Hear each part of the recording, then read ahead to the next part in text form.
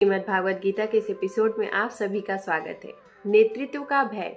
जब दुर्योधन खुद भीष्म की रक्षा की घोषणा करता है। एक मनोवैज्ञानिक, दार्शनिक और आधुनिक संदर्भ से जुड़ा विश्लेषण। गीता का यह जो 11वां श्लोक है वह हमें बताता है कि एक साधारण सैन्य आदेश नहीं, यह मानव मन की गहराई में छिपे असुरक्षा भाव की झलक है। दुर्योधन अब अपने सैनिकों से कह रहा है, तुम सब अपने अपने मोर्चे पर खड़े रहो और मिलकर भीष्म पितामह की रक्षा करो। पर सोचिए, जिस सेना का नेतृत्व भीष्म जैसे महायोद्धा कर रहे हैं, क्या उन्हें किसी सुरक्षा की आवश्यकता है? यह वाक्य असल में दुर्योधन के डर की पहली स्वीकारोक्ति है। अपनेषु च सर्वेषु यथा भागम वसिष्ठता भीष्ममेव विरच्युत भवन्तः सर्व एव इह। दुर्योधन कहता है, तुम सब अपने अपने मोर्चों पर जैसा तुम्हारा स्थान निर्धारित है वैसे ही स्थित रहो और सब मिलकर भीष्म पितामह की रक्षा करो। बोलने में यह रणनीति है, पर भीतर से यह एक असुरक्षा का संकेत भी है। अपनेषु च सर्वेषु, व्यवस्था का भ्रम। अपनेषु मतलब अर्थात युद्ध के मार्ग का मोर्च, युद्ध के मार्ग या मोर्चे। दुर्योधन कह रहा है, सब अपने स्थान पर बने रहो। यह सुनने में नेतृत्व का स्वर है, पर वास्तव में घबराहट का आयोजन है, क्योंकि जो नेता स्थिर होता है उसे अपने सैनिकों को बार बार स्थिर रहो नहीं कहना पड़ता। यह वैसा ही है जैसे किसी कंपनी या संस्थान में नेता बार बार कहे, जो वरिष्ठ हो, टीम एकजुट रहो, तो समझिए कहीं न कहीं मन का विभाजन पहले ही शुरू हो चुका है। यथा भागम वसिष्ठता, हर व्यक्ति का धर्म। यहाँ गीता हमें एक और सीख देती है। हर व्यक्ति को अपने भाग, अपने स्थान, अपने धर्म में स्थित रहना चाहिए। जीवन का कुरुक्षेत्र यही है। हम सबका एक भाग है, कोई कर्म का, कोई सेवा का, कोई सत्य का। जब हम अपने स्थान से हटते हैं तभी अव्यवस्था पैदा होती है।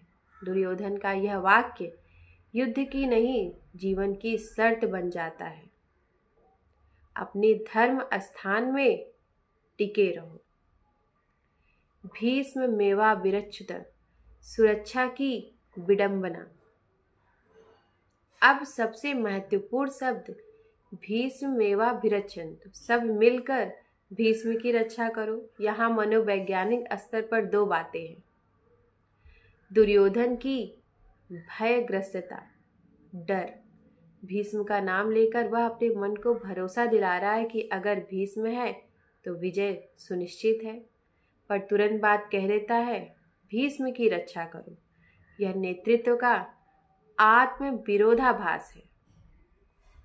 अहंकार और निर्भरता का टकराव। जो व्यक्ति सब कुछ अपने नियंत्रण में मानता है वही सबसे ज़्यादा निर्भर हो जाता है अपने वरिष्ठों और सलाहकारों पर। आज के समय में भी यह बहुत दिखता है। जब कोई बॉस, नेता या प्रमुख बाहर से आत्मविश्वासी दिखे, पर भीतर से किसी एक व्यक्ति पर पूरा तंत्र टिका हो, जो प्रणाली दीर्घ काल में अस्थिर हो जाती है। भवन्तः सर्व एव हि, जब भरोसा बिखरने लगे। आप सब मिलकर, यह वाक्य सामूहिकता का प्रतीक लगता है, पर दुर्योधन के स्वर में आदेश है, विश्वास नहीं। वह बताता है कि उसकी सेना में एकता नहीं थी, सिर्फ बंधन था। जब कोई नेता भरोसे से नहीं, भय से एकता लाता है तो उसकी सबसे बड़ी ताकत ही उसकी कमजोरी बन जाती है। गीता यह सिखाती है, जहाँ आदेश है वहीं अनुशासन होता है, जहाँ विश्वास है वहाँ तो समर्पण होता है। भीष्म का प्रतीक अर्थ यहाँ पर क्या है? भीष्म केवल एक व्यक्ति नहीं, वे कर्तव्यनिष्ठ परंतु द्वंद्वग्रस्त परंपरा के प्रतीक हैं। वे जानते थे कि अधर्म का साथ है, फिर भी प्रतिज्ञा के कारण मौन रहे। इसलिए दुर्योधन के लिए भीष्म ढाल है, पर गीता के लिए सीख है कि यदि विवेक मौन हो जाए तो सबसे बड़ा योद्धा भी असहाय बन जाता है। यह संदेश आज हर क्षेत्र में लागू है। जब कोई संस्था या परिवार सिर्फ संस्कार पर खड़ा हो पर विवेक खो दे तो उसका भीष्म भी रक्षा नहीं कर सकता। हमें हर जगह अपने विवेक का, अपने बुद्धि का यूज करना चाहिए। आज भी भीष्म मेवा विरचित की भावना चारों तरफ है। संस्थाएं कहती हैं वरिष्ठों की रक्षा करिए, कंपनियां कहती हैं ब्रांड की रक्षा करिए, उसको सेव करिए, उसको बचाइए। राजनीति कहती है नेता की रक्षा करिए। पर सवाल यह है, क्या हम सत्य की रक्षा कर रहे हैं या पद की? असली नेतृत्व यह है जो कहे कि सत्य की रक्षा करो, मैं नहीं, धर्म सुरक्षित रहना चाहिए। दुर्योधन इससे वंचित था और यही उसकी आंतरिक हार की शुरुआत थी,